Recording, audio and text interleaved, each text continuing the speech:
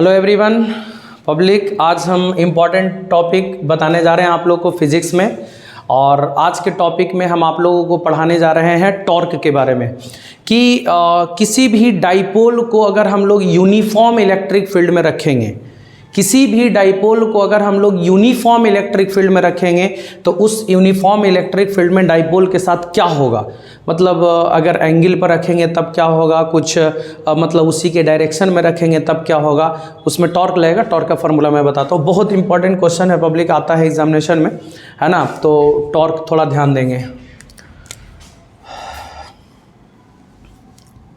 Electric dipole in an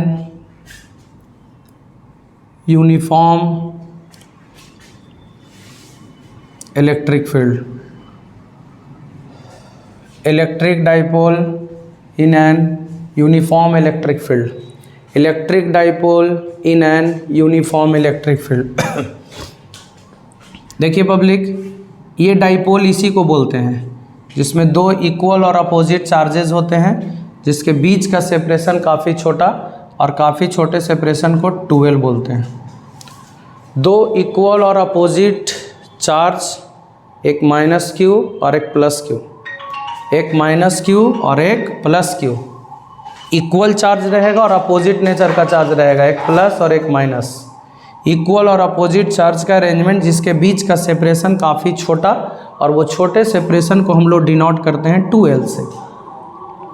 अगर इस dipole को हम लोग यूनिफॉर्म इलेक्ट्रिक फील्ड में रख देंगे पब्लिक, जैसे यूनिफॉर्म इलेक्ट्रिक फील्ड है, यूनिफॉर्म माने हर एक जगह इलेक्ट्रिक फील्ड बराबर होना चाहिए, माने ऐसा नहीं कि यहाँ पर इलेक्ट्रिक फील्ड ज़्यादा है वहाँ पे इलेक्ट्रिक फील्ड कम है। तो यूनिफॉर्म इलेक्ट्रिक फील्ड में रख देंगे पब्लिक इस डाइपोल को, तब इसके साथ क्या होगा। तो पब्लिक ये कौन सा चार्ज है, पॉजिटिव चार्ज। और पॉजिटिव चार्ज पर आपको पता होगा कि इलेक्ट्रिक फील्ड के वजह से फोर्स लगता है उसी के डायरेक्शन में। और मैं बता दूं कि किसी चार्ज को इलेक्ट्रिक फील्ड में रखेंगे तो फोर्स लगेगा Q इंटू E के बराबर। किसी चार्ज को अगर हम लोग इलेक्ट्रिक फील्ड में रखेंगे तो फोर्स लगेगा Q इंटू E के बराबर। अगर पॉजिटिव चार्ज है तो उसी के डायरेक्शन में लगेगा, और अगर निगेटिव चार्ज है तो उसके अपोजिट डायरेक्शन में लगेगा Q इंटू E। आप देख लीजिए, पॉजिटिव चार्ज है तो उसी के डायरेक्शन में लगेगा Q इंटू E, और नेगेटिव चार्ज है तो उसके अपोजिट डायरेक्शन में लगेगा Q इंटू E। देख सकते हैं पब्लिक, पॉजिटिव चार्ज है उसी के डायरेक्शन में लगेगा Q इंटू E, और नेगेटिव चार्ज है तो उसके अपोजिट डायरेक्शन में Q इंटू E। अब आप सोच लीजिए पब्लिक, ये डाइपोल है, ये डाइपोल है, और इस डाइपोल पे पब्लिक एक उधर फोर्स लगता है Q इंटू E और एक इधर फोर्स लगता है Q इंटू E। आप बता दीजिए कि इस पे नेट फोर्स कितना लग रहा होगा। ऑब्वियसली एक जितना फोर्स उधर लग रहा है उतना फोर्स इधर लग रहा है, तो नेट फोर्स जीरो होगा, ना डाइपोल राइट जाएगा ना डाइपोल लेफ्ट जाएगा। माने सिंपल, ये डाइपोल है और एगो 5 न्यूटन से इधर खींच रहा है, एगो 5 न्यूटन से उधर खींच रहा था, ना उन्हें जाएगा ना इन्हें जाएगा। क्लियर। तो नेट फोर्स जीरो लगेगा, इसमें कोई माने मोशन नहीं होगा, माने ट्रांसलेटरी मोशन नहीं होगा, माने ये आगे और ये पीछे ऐसे कुछ नहीं जाएगा, क्योंकि दोनों फोर्स बराबर है। फिर अगर पब्लिक हम बात करें कि दोनों फोर्स एक ही लाइन से पास कर रहा है, एक ही लाइन से कहने का मतलब ये हुआ कि ये भी इसी लाइन पर है और ये भी इसी लाइन पर। आप सोच लीजिए पब्लिक, ये डाइपोल है, एगो इधर खींच रहा है एगो इधर खींच रहा है, तो क्या रोटेट करेगा, रोटेट करेगा। और जब रोटेट नहीं करेगा पब्लिक, नहीं करेगा रोटेट, क्योंकि दोनों ऐसे करके इसी लाइन में खींच रहा। तो एक ही लाइन से अगर दोनों फोर्स पास कर रहा हो पब्लिक, तो उसमें रोटेशन नहीं होगा, और जब रोटेशन नहीं होगा पब्लिक तो टॉर्क नहीं लगेगा। टॉर्क रिस्पॉन्सिबल होता है कोई भी बॉडी को रोटेट करवाने के लिए, तो यहाँ तो रोटेशन हो ही नहीं रहा है, और जब रोटेशन नहीं हो रहा है तो टॉर्क का वैल्यू भी क्या होगा पब्लिक, जीरो के बराबर होगा। टॉर्क का वैल्यू भी किसके बराबर होगा, जीरो के बराबर। तो नेट फोर्स भी जीरो होगा और नेट टॉर्क भी जीरो होगा, नेट फोर्स भी जीरो होगा और नेट टॉर्क भी जीरो होगा। माने नेट फोर्स का मान भी जीरो और नेट टॉर्क का मान भी जीरो। लेकिन कब, जब डाइपोल को ऐसे रखेंगे तब।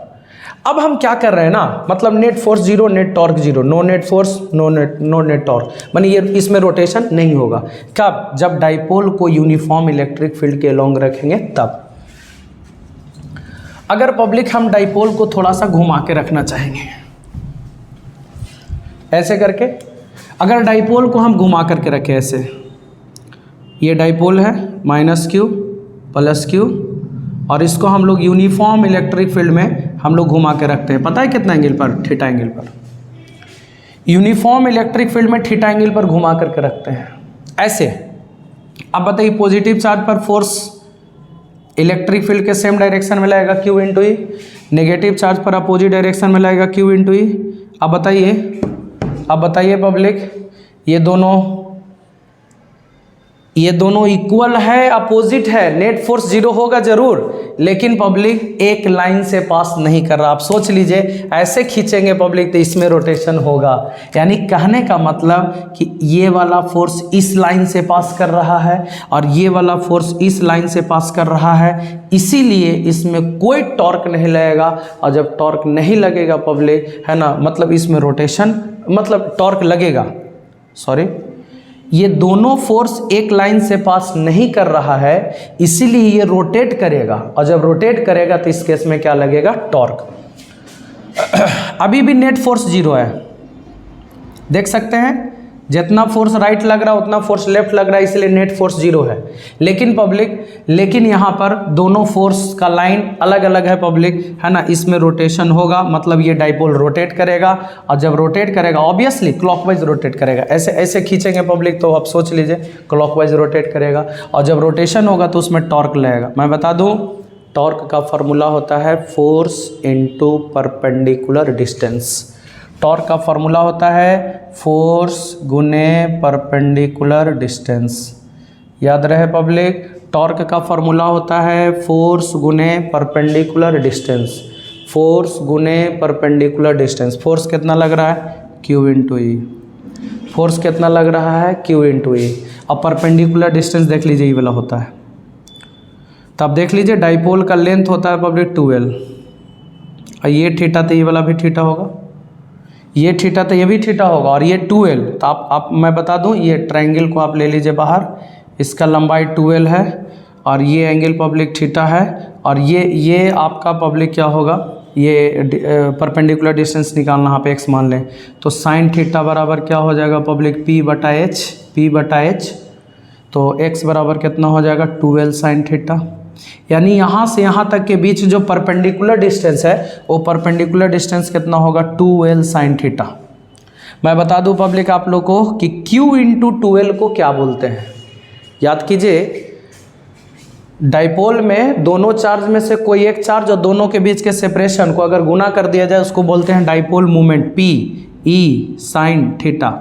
अगर आप P साइन थीटा टॉर्क का फॉर्मूला हो गया तो वेक्टर में अगर लिखेंगे पब्लिक आप, तो वेक्टर P क्रॉस वेक्टर क्या हो गया, E। यानी टॉर्क का जो फॉर्मूला हो गया वो क्या हो गया, vector P cross vector E के बराबर हो गया। यानी टॉर्क का formula vector P cross vector E के बराबर। यानी जब ये घूमेगा पब्लिक तो टॉर्क लगेगा, और टॉर्क कितना लगेगा, तो P क्रॉस E के बराबर लगेगा। तो ये बहुत ही इंपॉर्टेंट क्वेश्चन है, ध्यान रखिएगा पब्लिक, बोर्ड एग्जामिनेशन के लिए, है ना, बहुत ही इंपॉर्टेंट, किसी भी बोर्ड के लिए पब्लिक ये काफ़ी इंपॉर्टेंट सवाल है। Okay, thank you.